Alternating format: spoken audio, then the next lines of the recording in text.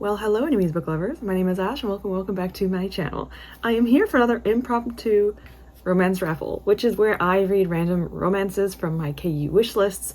There are a lot of them. I do not own any of these. These are simply ones I want to try and attempt. And I usually do 2 every episode, sometimes 3. I should not be doing this. I don't want to be starting new series, but here we are. I really wanted to read a romance and I just haven't had any on my TBRs. I've been really wanting to read right now. So I'm going to be reading one of these. Now, let me tell you about this if you don't really know much about it. The last time I updated, I had around 300 and something, low 300s on my wish list for my romance books. And now I have exactly 363 raffle tickets, which is crazy. I also added a new genre. So we have our usuals. We have Pink, which is a monogamous, just like female-male protagonist romance, which is what you see most often. This has 196 tickets, so it has the most amount. The second most is Blue, which is Wide Choose, which is 1 female love interest and multiple male love interests. Our fourth one and our most recent one is our Taboo and Dark Romance, which has a black underline. I'm kind of scared, but I really feel like having a dark romance right now, which is really weird. I don't really read dark or taboo romance very often, but I'm kind of craving it, so I'm probably not gonna get it because I want it.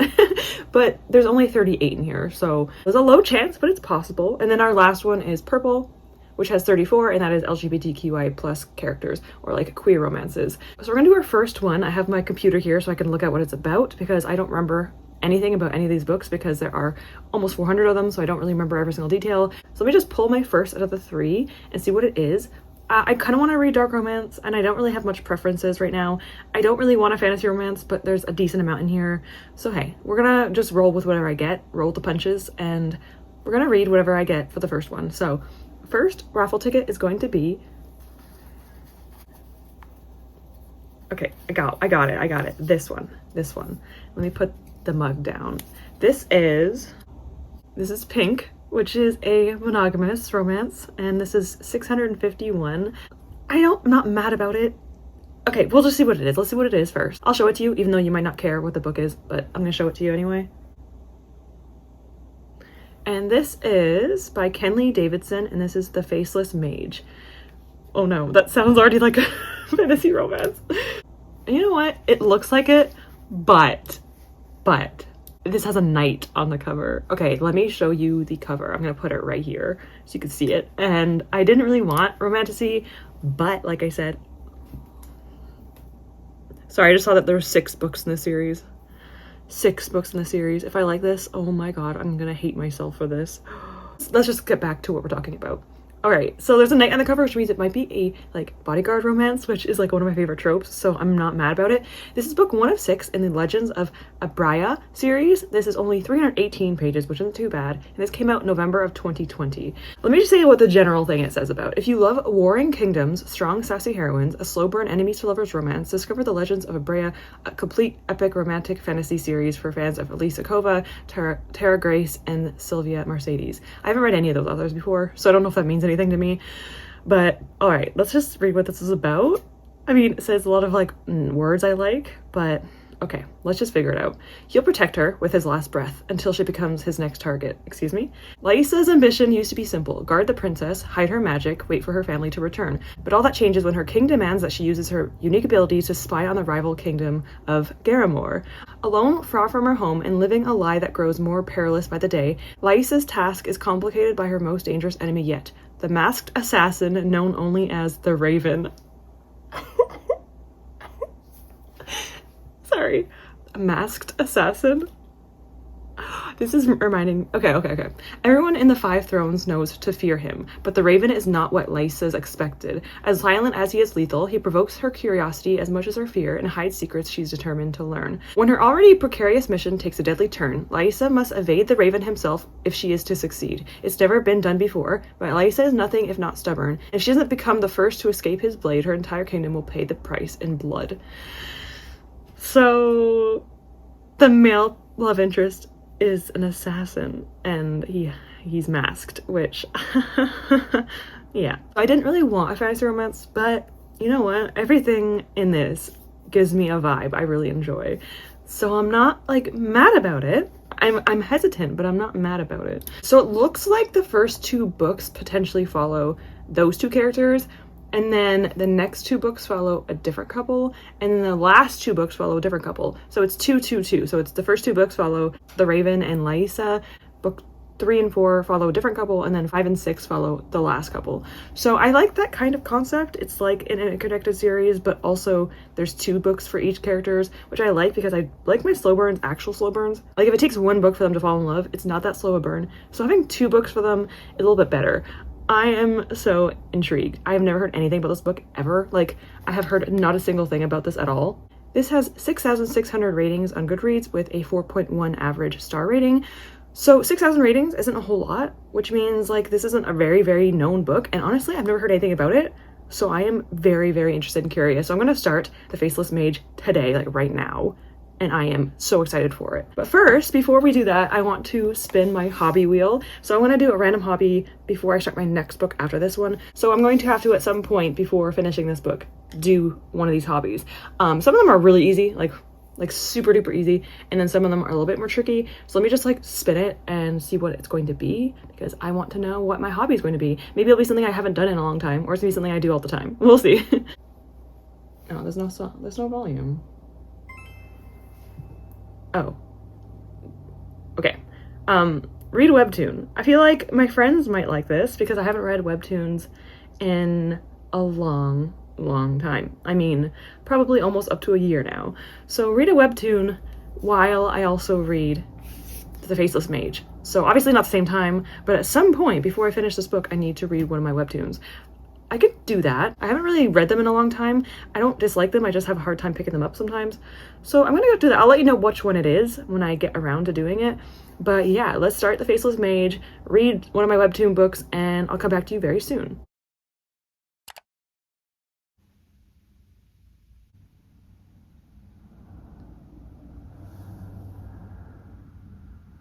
Alright, so I'm only a little bit of the ways into Faceless Mage. I am 27 pages in, which is 10% because this is a pretty short book. It's like 315 pages. So I want to tell you like the synopsis of it in a little bit more like easier terms now that I've read a bit about it. I'm actually more fascinated than I originally thought because when I read the synopsis, honestly, I don't absorb all the information, so it kind of went over my head. But now that I've read it, I'm kind of intrigued. So our main character, Lysa, whatever her name is, Lysa, she is a bodyguard to the princess because she's actually an orphan that was kind of like adopted into the royal family. So King Soren adopted her in a way, like took her in, and now she is the bodyguard to the princess, which is actually kind of cool that a female protagonist is a bodyguard essentially, which is awesome. And she obviously has a dagger, which I feel like is such a cliche. Romantasy loves to give our main female characters bows or daggers, and I get it, I love daggers, but it is a little bit much, it's a bit reoccurring. But regardless, Lysa is a bodyguard to the princess, and the princess is betrothed to someone from a neighboring kingdom. There's 5 kingdoms, and theirs that they are currently residing in is called Farhall. Farhall is where the mortals live. I think anyone can live there, but like a lot of the mortals live there, and it has a very much like an acceptance of magic. So mages and magic is widely accepted in this place. But in another kingdom called Garamore is unaccepting of magic, and the king there does not like it at all, does not like mages. Supposedly there's like a rumor that he persecutes mages, so yeah, not a great guy. And so what happens is our main character has to go to Garamore, which is the kind of like the place that does not like magic. She has to go there because the betrothed to the princess is from there. So she has to meet the prince, pretend to be the princess herself, and try and see if this seems like a good match for the princess. The princess is like a very frail, very sickly person, and King Soren doesn't want to send out his daughter. He wants to send Lysa instead, her bodyguard, to kind of like check to see if this is a good match. And so she goes and does so. I'm currently at the part where Lysa is at Garamore and is kind of about to go to the castle to meet with the potential king or prince. And there has just been a discussion on the Raven, and the Raven is our male protagonist. The prologue kind of starts with him, and it's really upsetting actually. So he's pretty much forced into armor. He is now the royal bodyguard to the king, and also I guess the assassin, as we find out in the synopsis. We hear someone mention to Lysa, be careful of the Raven, he's always watching, he's always listening, and I'm very excited to see who he is and kind of like figure him out. I feel really bad for him, but also like it's kind of attractive. Like, I honestly do feel bad for him. But also, like, he's in a suit of armor. He cannot speak. He pretty much has to listen to any of the commands that the king gives him. And I'm going to assume that the king is going to force him to go after Lysa, and he's not going to really want to, unless it is true enemies to lovers and it's actually his choice. I don't know. But he can't speak, so how is it enemies to lovers? I don't know yet. But essentially, the last thing I left off at was when she's going to that kingdom and she's going to meet up with the prince and the king. And I am very excited for her to meet the Raven. We don't know his name or anything because he doesn't speak. So that's kind of what they call him as a title. And yeah, I'm going to find out soon. I'm going to continue to read. It is almost 11 p.m. So I probably should go to bed soon, but I want to read a little bit more before I go to sleep. Also, before I go to sleep, I want to see what webtoon I'm going to be reading. So I have 20 webtoons on my webtoon app that I want to get to, and I don't have any I'm currently in the middle of right now. So I'm going to actually randomize it with a d20 and determine what webtoon I'm going to start. So let's do that. I am hoping it's something good. Most of them are romance, but are we surprised? No, this is a romance reading vlog for a reason. I like my romance. Sue me. I will show you like which one I actually get, but there are 20 on here. I'm gonna roll a d20. A 1 doesn't matter, a 20 doesn't matter. It just will determine which one I get. So I'm actually gonna film, I guess, myself rolling this, so that way you can actually see what I end up getting. Oh look, it was on the 20 when I put it on the table. Anyway, I'm going to roll it and we're gonna see what it is. That is, I don't know if you can see it. The camera is struggling, but it's a 14. So let's see what number 14 is. This is kind of giving me similar vibes to the book I'm currently reading. That's kind of funny, actually. So once again, I think there's a theme going on in my life where I'm reading a lot of like romance set in the medieval settings. I don't know what's going on. But anyway, I'm going to actually read the book first, and then I'll get to my webtoon when I get a chance to get to it. So I'm going to be reading Fallen to Paradise as my webtoon, and I'm going to be continuing Faceless Mage from my book. So let's go and do that. Let me go and do that before I go to bed because it is getting late and I have sprints tomorrow morning. So let's be smart and actually try not to go to bed too late. I doubt it. We'll see. Look who it is. I'm so excited. The way I'm giggling, like... Essentially what happens is that the king actually gives the raven to the princess. Okay. This is so confusing. So our main character, Lysa, is pretending to be the princess, and the king of the kind of like the bad people, like the one that's controlling the raven, the guy in the armor. Anyway, he's having the raven guard the main character now because it's for her safety, although I don't know if that's true. And the raven, who's the man in the suit, is saying that he does not want to like her because he's aware that the king is probably going to want to eliminate her. So he is like sensing things from her and stuff, knowing that she has magic, and he knows that it's going to be dangerous for her, and that if he gets close to her or like likes her at all, it's going to be harder for him later. So he's trying to like cut off the emotions, even though he can't do anything. Like, he literally can't say anything to her. He can't, like, do anything. So it's been very difficult. But, like, I just had a scene where, like, there's a scene right here where one of the girls is being mean to Lysa. And, I mean, he was tasked to protect her. And so she was being a jerk. And Lysa stood up to do something, even though she's not supposed to. But, like, instinctually she got up because she was upset. But the raven, like, stepped in front of her instead, and the girl just ran off, and it's so cute. Lysa says, "I'm quite safe now. You've vanquished her snippiness, so you may go back to lurking if you'd like." And she gets like a sense that he's amused a little bit. It's so cute. He's only ever felt revenge and anger for 10 years, and like this is the first time he's feeling like amusement. But he's also trying not to like her. He's trying to like hate her because he knows that he might have to, you know, she might not have to keep her alive. So I don't know. I really like it though. Like, I like how he's so menacing and he's like quiet. And I mean, he can't really control himself. He can't really talk, but I don't know, it makes him mysterious. He also has a POV chapters, so every other chapter, it's hers mostly, and he has like a small chapter in between hers, and it's like his thoughts and how he feels, and I really like that because like we don't really see much of him, and if we didn't see that inner dialogue, we had no idea what he's thinking, so I kind of love those chapters of him. But anyway, I'm gonna keep reading. I'm 25% in, and I just started this today, so I'm having a great time, but I need to go to bed soon. It's almost 1 a.m. So I'll update you another day.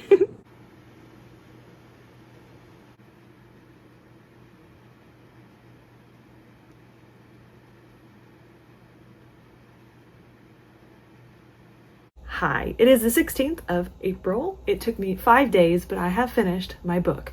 First though, let's talk about the webtoon. So I randomized my hobby, I got a webtoon. I read only 2 chapters, which I feel like is good enough for me, but I read 2 episodes or 2 chapters of Fallen to Paradise. It's in Korean because I tried finding the one that was in English and it looked like really bad quality, so this is the cover of it. This is Fallen to Paradise.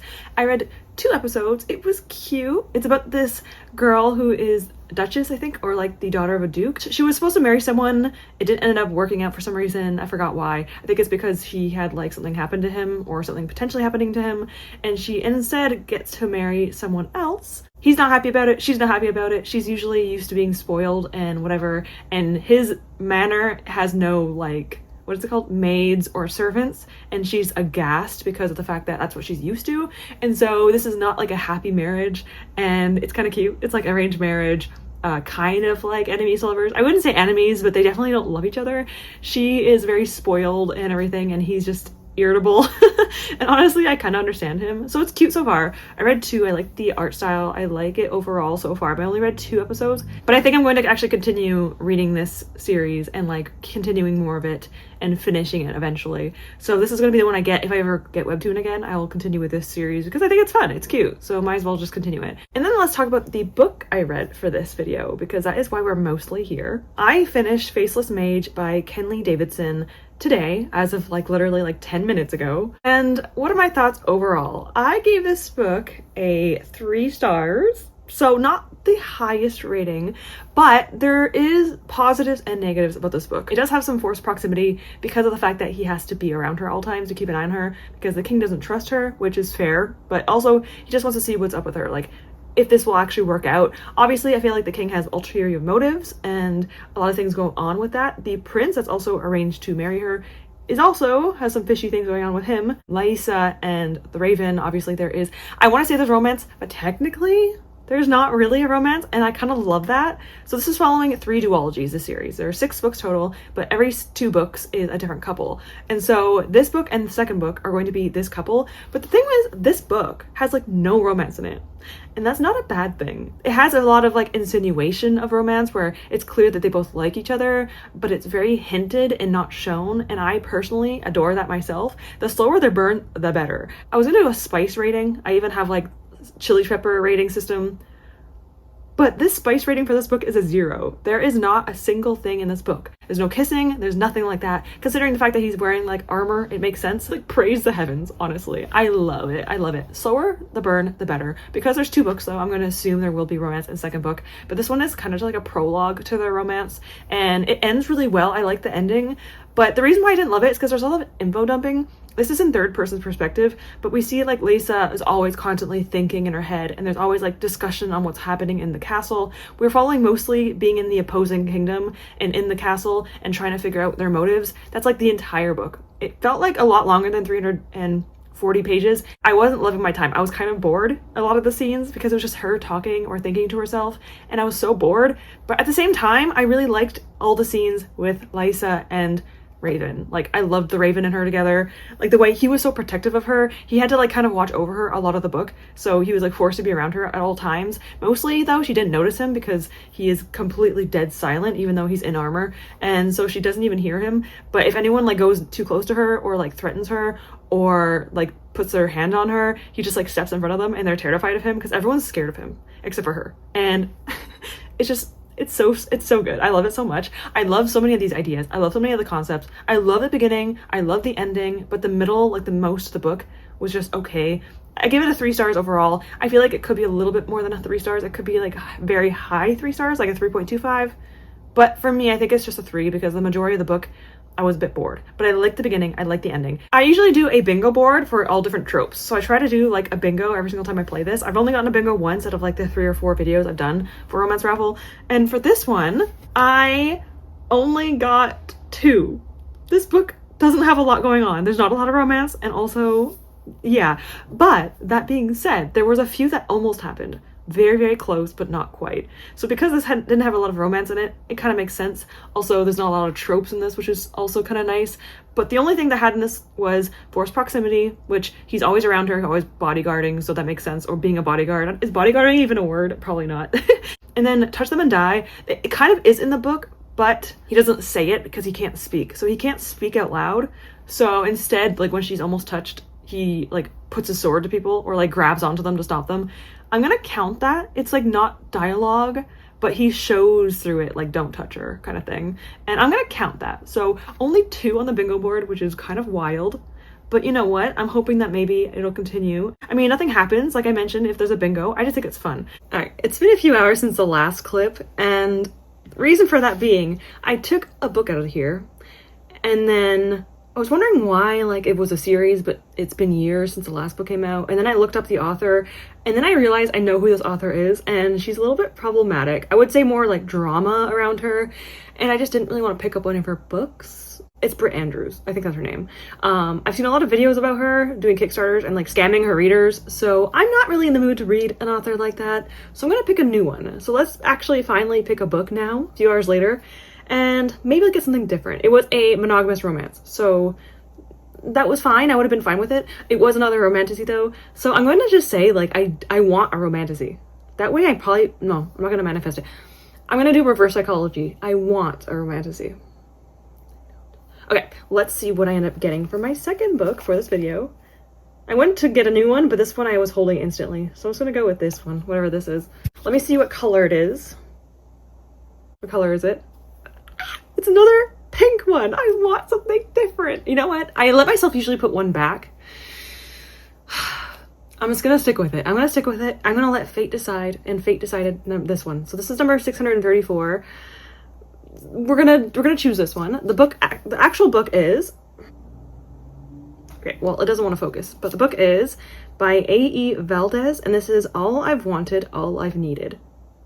Okay, I don't remember this at all, so let me just look this up really quickly. Oh, I do remember this one. This is a contemporary romance, I think. Okay, cool. So this is 1 of 4 books. This is All I've Wanted, All I've Needed, Rise and Fall series, book 1. This is by A.E. Valdez. And again, this is 1 out of 4, so there's 4 books in this, which isn't horrible.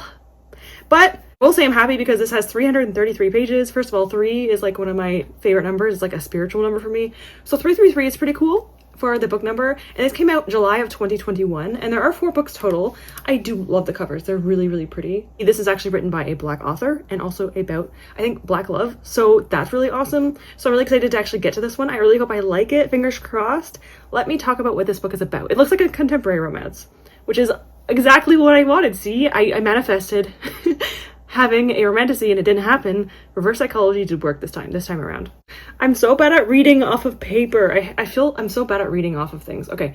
Harlow Shaw feels naive for believing in happily ever after, but she craves a love that lights her up. She thought she had it all with her boyfriend until his promising baseball career overshadows their relationship and he asks for a life-changing question. It causes her to wonder if what they have is all she's ever truly wanted. Harlow is yearning for more than the curated life she is living. A trip to Bali, a move to Seattle, an alleged burned cup of coffee lead her to a friendship she never knew she needed and a love so deep that she can feel it in her bones. I'm really excited about it. I love the covers, and this has a pretty high rating. It has a 4.3 on Goodreads, so that's pretty good rating. I'm excited to give this one a shot. Do I feel like contemporary right now? Well, I did say I wanted something that's not romantasy, so I don't really have a lot of choice in that regard, but I think I'm excited for this one. That is our choice for our next book, but let me do my hobby wheel. I'm hoping for something decent and kind, so let me see what our hobby is going to be for this book, essentially. So I have to do this before I finish the book, or before I update you on my final update. Okay.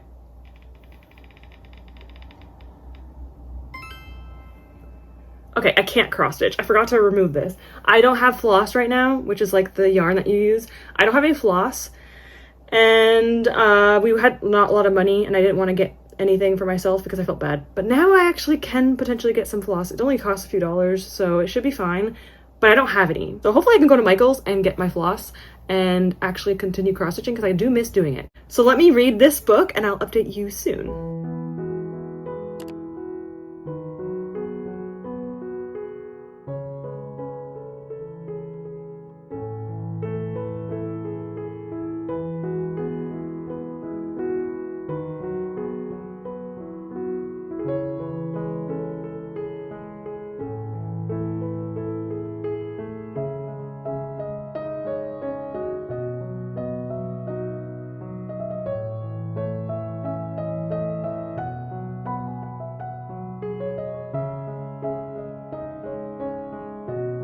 Some not so great news, unfortunately. I've tried all I've wanted, all I've needed, and I was really excited to try it, and I was really looking forward to reading it, but I am not loving it. And the thing is, I want to support BIPOC authors and such, but like, I don't want to force myself through the book and then giving a low rating.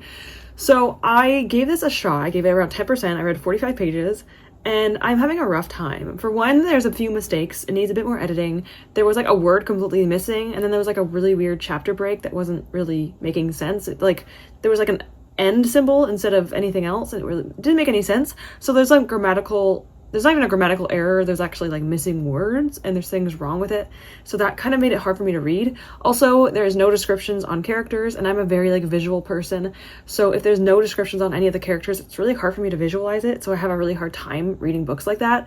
And then also a lot of the times these scenes are skipping really far forward. Like she breaks up with her boyfriend in the very beginning of the book, and it's fair. I'm glad she did it for herself. That's great. And then Harlow goes to Bali, and it skips. She's going to go for 22 days. She gets there in like the next scene, and then 20 days have passed in like a few paragraphs from there. So there's like a really large amount of time skips. There's a lot of characters. There's no description of the characters. There's like editing mistakes, and I just can't do it personally. I recommend people still trying it if they're interested in the premise, because I still think it has potential, and I liked some of the ideas, and I like Harlow as the main character. She's really cool and really interesting, but I just can't do it. I don't want to force myself to read it. I feel bad, but like I don't want to force myself. So I still would recommend trying it if you are interested, although I'm not going to re-roll my hobby wheel because I want to continue trying to cross stitch. I did get floss yesterday, so I want to continue my cross stitching, and I've been really loving that. So I'm going to continue that for my hobby, but I am going to do one more raffle ticket. I was supposed to only do the last one, but because I didn't really get very far into it, I think I'm going to give myself one more chance. So let's just do one more raffle ticket instead, and hopefully this one gets a bit better. I DNF a lot of the books I start for this vlog project, so it's not anything new, but it does suck when it does happen. But yeah, I'm gonna give myself one more chance. I would love a dark romance or Wide Shoes. I want something a bit different right now. I think I've read so many contemporary romances, I just need a different thing. A lot of fantasy romances. I just want a Wide Shoes or a dark romance. That's all I want right now. The next book. How about this one? Okay, we got it. This one is a blue one, which is a polyamorous / White Shoes book. I'm so excited. This is number 653. Finally, it worked. It worked. I actually manifested it, and it actually worked. I will show you what the book is first, and then I will let you know what it is.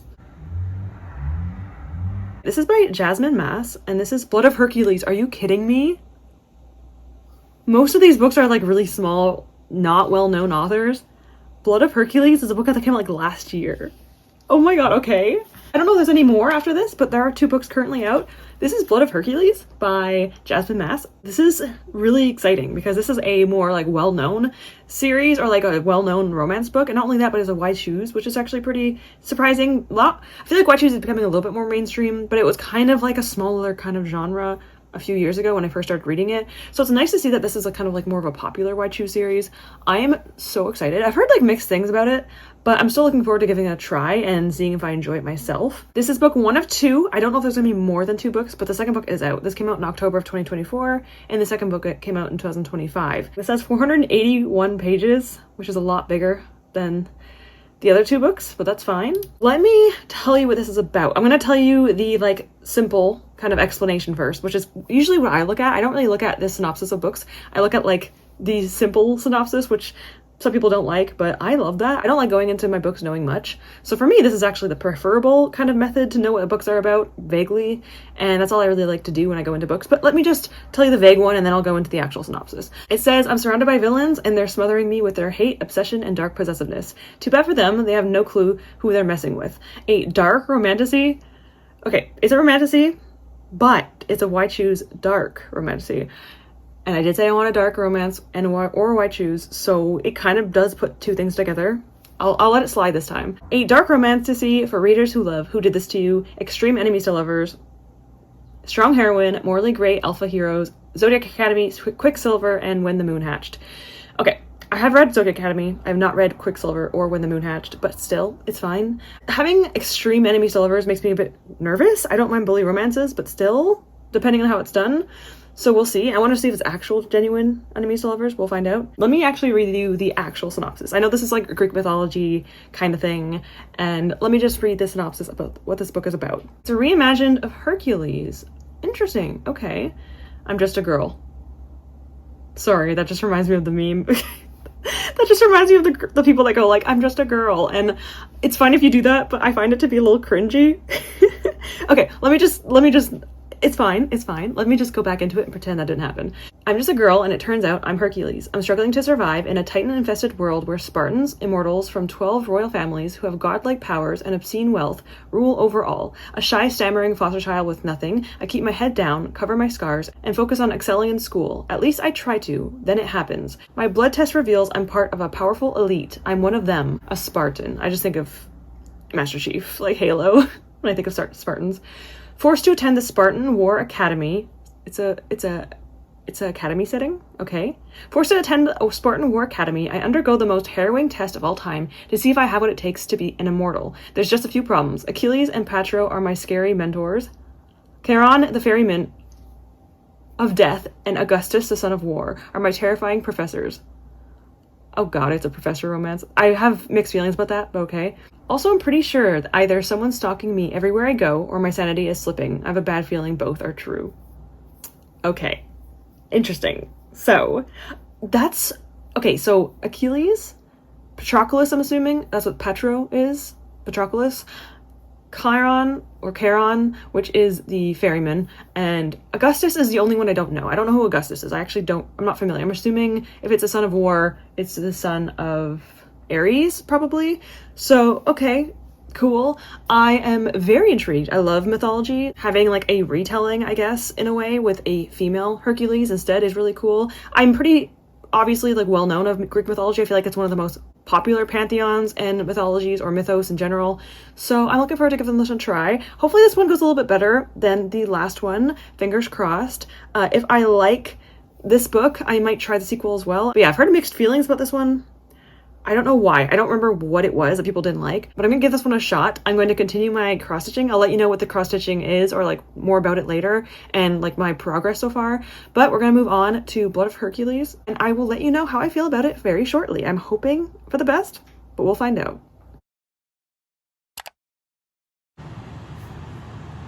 That's me.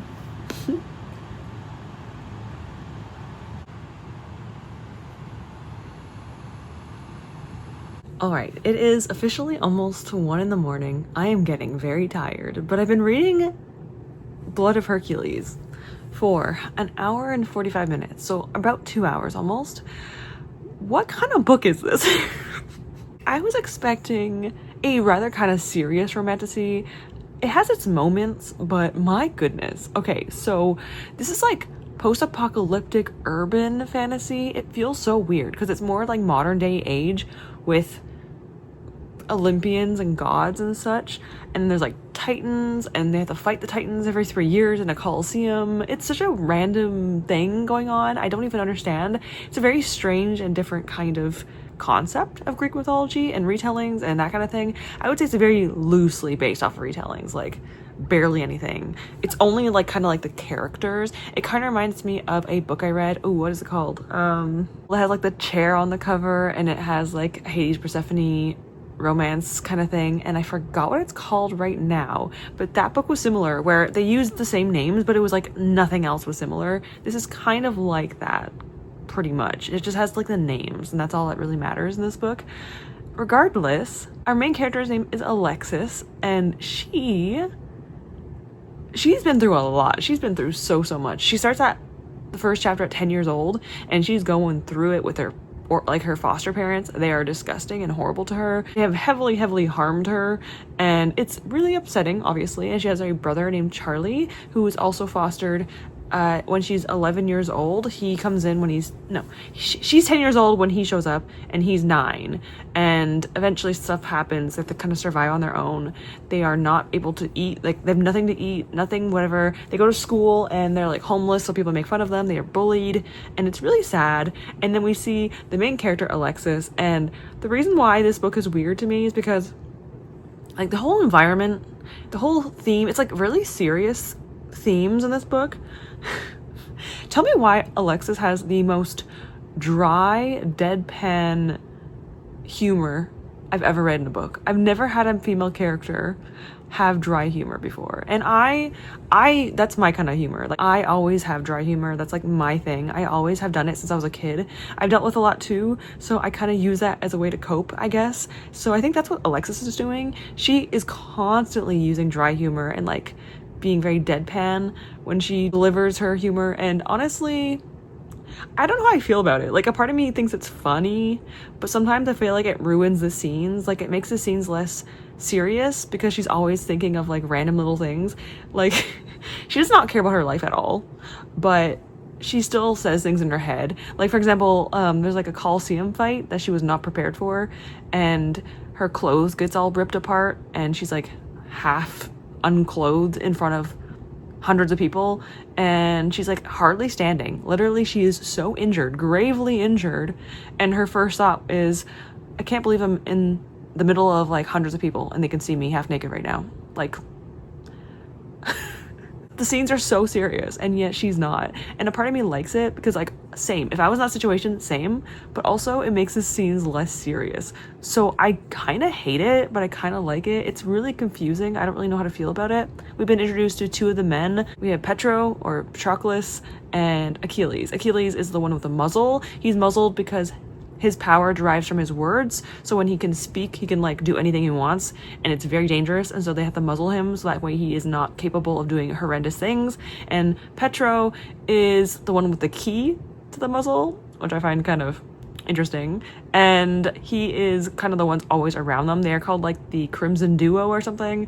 It's so this book does not take itself seriously. If you go into this book, please don't take it seriously. It's not, because it's so cheesy, but I kind of like aspects of it, so I'm not mad. I think I kind of need this right now. I'm reading this a lot, and I don't do that unless I'm really just having fun. I think I'm just having fun. This isn't a great book. Like, I understand why people don't like it. Like, I'm reading this and I'm like, oh yeah, I definitely see why people did not enjoy this, but I think it's fun, so I guess that's something. I haven't seen the other two guys yet, but I'm very interested as to what's going to happen, because we finally have these two guys interacting with her, and they're not very nice to her, but at the same time, it feels like there's some concern, but they are irritated by it. I don't know. Maybe I'm just seeing things and I'm delusional. But yeah, we've only seen these two so far. We have yet to see the other two men. So I'm looking forward to that. Also, one of the guys, what's his name? Chiron? Chiron, he is actually the son of Erebus, and Erebus is actually the name of one of my D&D characters' partners, because I thought the name was so cool. And you know what? It makes me so happy to see that name, because I took that name from mythology, and then seeing it in a book is really awesome. So that's just a random little fact. Why did I have to share that? I'm gonna actually read a bit more before bed. It is almost 1 a.m. so I'm probably gonna go to sleep soon. I am pretty tired, but I am honestly unable to stop reading this book. Like, it's not great, but it's really hard to put down. Like, it's such a conundrum right now. I don't know how to feel. I'm mixed feelings right now. I'm gonna read a bit more, and then I'm going to update you when it's probably daylight, hopefully, and give you more information, more thoughts before I finish this off. So I will go do that, and then I'm gonna go to bed, because it is time to go to bed soon, so I should probably do that. Like, this is literally the italicized parts are what I'm trying to say. Like, this is how she always thinks. And like, this is how they interact. I don't know if I like, I don't think I like it, but I kind of do. I don't know how to feel about it, honestly. But this is like constant. Their canines flashed as they hunched low like they were getting ready to fight a ruthless predator. They were both fixated on her. This is our final update. And I didn't really update a lot for the last book, Blood of Hercules, but I didn't really want to have too much discussion on the book because, to be honest, when I first started it, I was flying through it. It kind of changed in the later half, but we'll talk about that later. It is the beginning of May, so I've been doing this for almost a month now, and I'm finally at the end of it.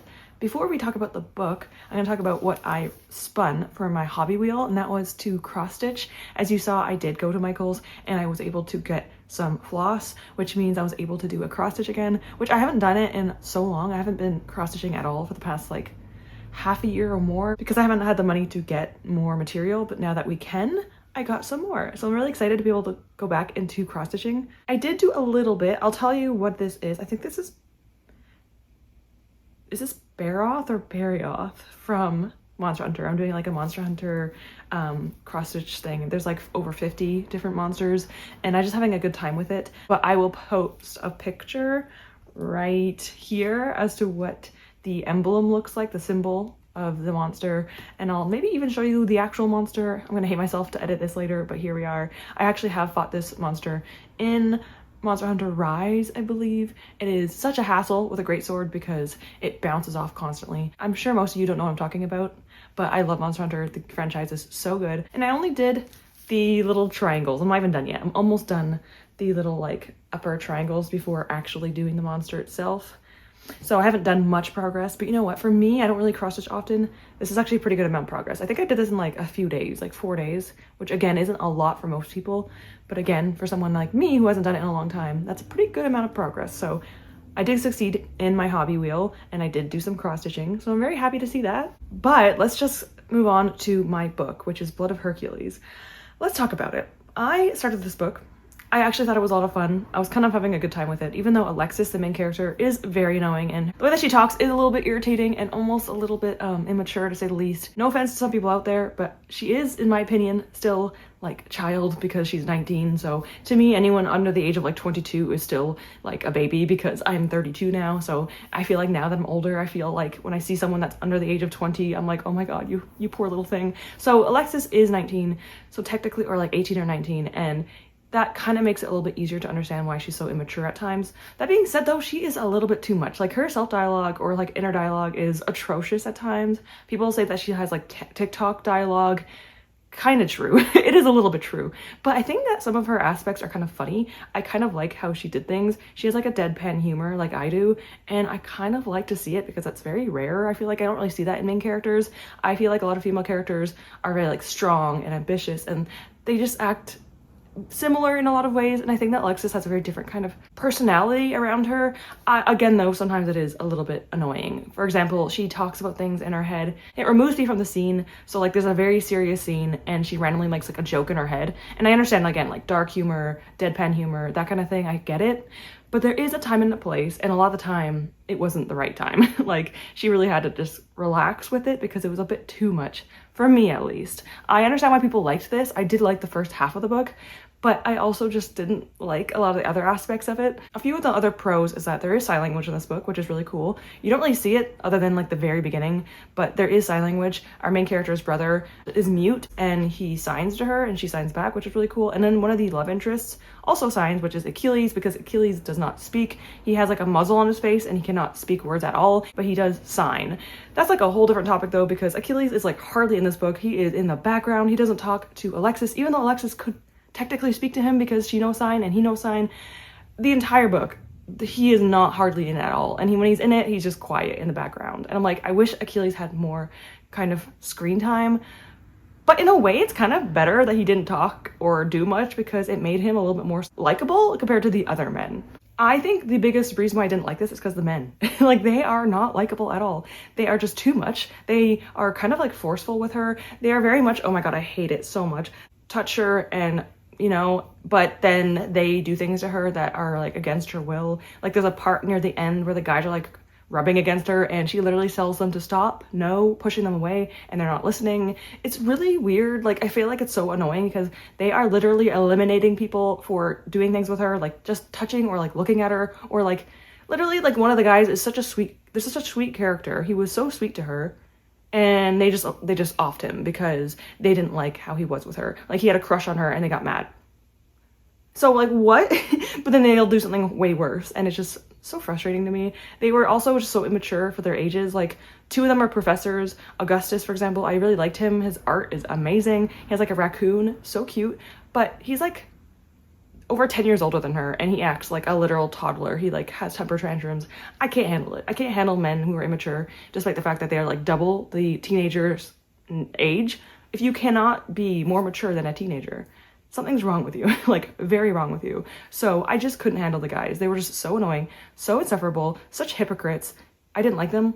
I actually liked Alexis, even though she was annoying at times and her inner dialogue was horrible a lot of the time.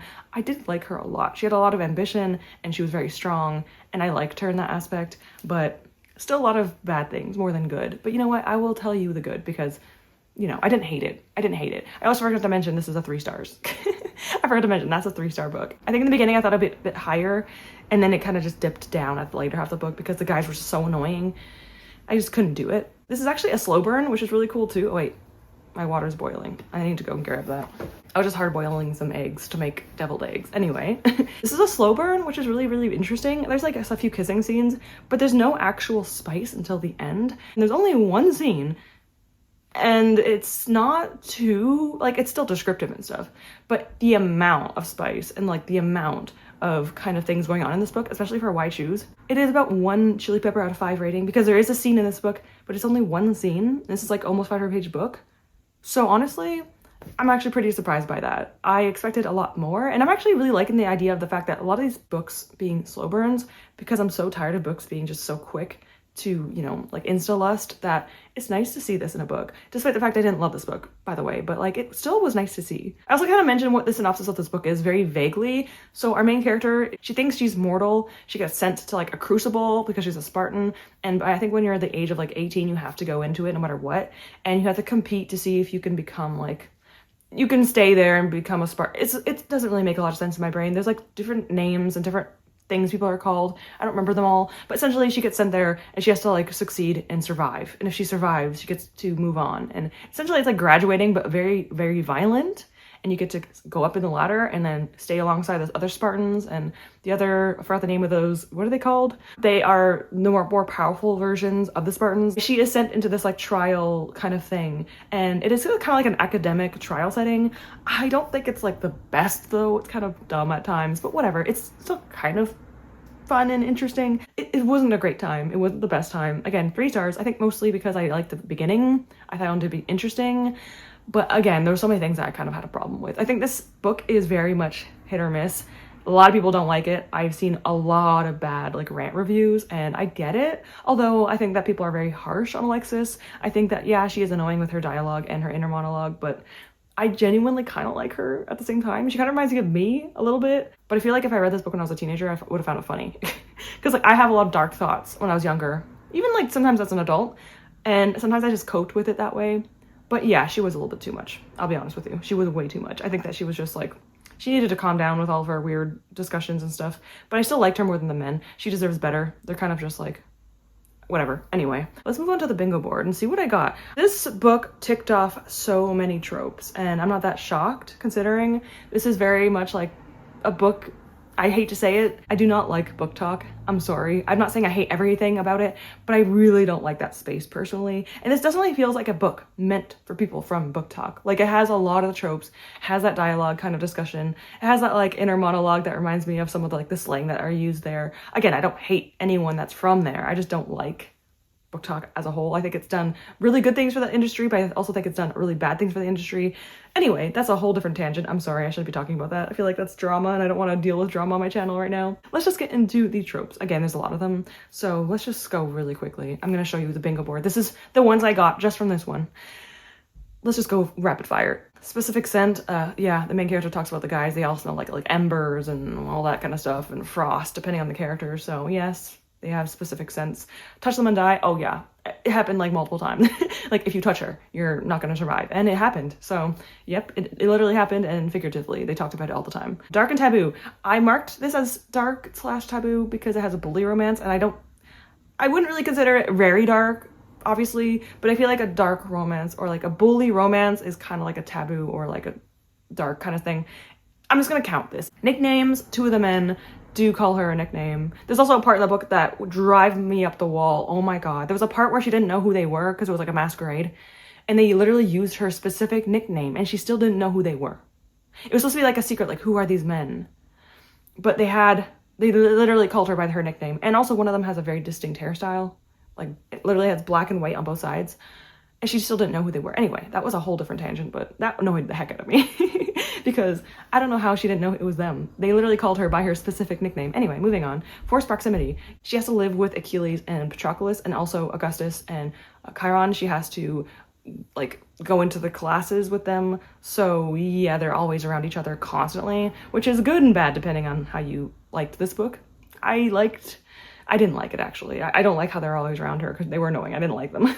Human growls, they're not really human. They're kind of like sons of deities and stuff, but I still counted this because they are still human shape and they did growl, so I will count them as growling. And they, of course they growled. Why am I not surprised? I'm gonna remind you, I actually don't mind when characters growl, but it has to make sense, you know? But it's fine. We're moving on again.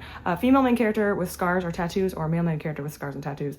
Chiron, I think, had a lot of tattoos on him, so I counted this for that. Main character is unique. I mean, this is kind of obvious. It's kind of a given for most fantasy romances, but our main character is, of course, a very strong, powerful character. I mean, it's kind of obvious if you think about it a little bit, but I'm not going to say it anyway in case it's a spoiler, but yes, she is a very powerful character. I mean, she also is like a Spartan, and not many people are, so there's that. Fighting and training scenes, there are some fighting and training scenes, but it's mostly fighting scenes because she's like in the crucible trying to survive. So I would count this as a fighting scene because, you know, although with the men, I think there isn't really that many, but there are a few moments where she is kind of like going back and forth with them. Not fighting like dialogue, like discussion, but like actually fighting them. So I will count that as well. Who did this to you? This also happened a few times and it was fine. It was fine. And then antagonize to lovers. Yes, it is a bully romance. So this is antagonizing to lovers, or like an antagonist as in a villain, or enemies to lovers, or rivals to lovers, and then the bully romance. So this does count. As you can see, even with the other book added on top of this, which is only 2 other ones that happened, which was forced proximity and touch them and die. Well, that on top of this does not give me any at all bingos. And again, we were very close. All we needed was badly placed spice scene, which is only 1 spice scene in this entire book. And we would have needed maybe a vampire or almost kiss, but that didn't happen in this book. So it's a little bit unfortunate, but again, nothing happens if I get a bingo. I just like to have something succeed, but without that, it's fine. You know what? This one was okay. This was an okay reading vlog. I read 2 books I thought were all right, 2 3-star books, and then a DNF, which kind of sucks. So it's okay. I had a few reading vlogs where I had like almost all DNFs. So I can't really complain too much about having 3 stars and 1 DNF, but hopefully next time when I do this, whenever the heck that is, I will be able to read a few more that I actually enjoy. I'm not going to be continuing with Blood of Hercules. I know the second book is out. I'm not interested in it. I was going to eventually read the next one, but then I got to the later half of the book and I just didn't care anymore. So unfortunately, I'm not going to continue the series, but you know what? That makes it better for me. I have too many series anyway, so this kind of works in my favor. I will be continuing Faceless Mage, or like that series, so you might see in a future TBR me trying the second book. I really want to know if the second book, I mean, it has to have more romance in it, but I want to see if I like it more. I liked the first book, but it wasn't amazing. So maybe in the second book, because there's gonna be more and not just them in the castle all day, I might like it more. We'll find out. So I'm really curious how I'm gonna feel more about that series and all that. But for now, we're gonna just end the video off here because I've been talking way too much. So thank you for being here. I appreciate you so, so much. I know this is like a video project that I really like to do, but the reason why I don't do it often is because series. I don't want to start too many. So I've been trying to be cautious. I also don't get Kindle Unlimited very often. I only get like 3 months of the entire year. So I try my best to kind of limit how many times I do my romance raffle, but I really, really love doing it. It's so much fun. I love to like randomize what I'm gonna try and try things I've never heard of before or like barely heard of before. And I think almost all of these in this video were like that, except for Blood of Hercules. So I always love to read like smaller indie or self-published authors, and I like to do that, and I will continue to do so in the future. So with that, I'm going to end the video off here. Thank you so, so much for watching. If you want to leave an emoji down below, put a blood drop emoji down below to commemorate Blood of Hercules. Despite my ambivalence on it, I still had a decent time with it. And with that all being said, have an amazing day, have some incredible reads, and I hope to see you all soon. Goodbye, everyone.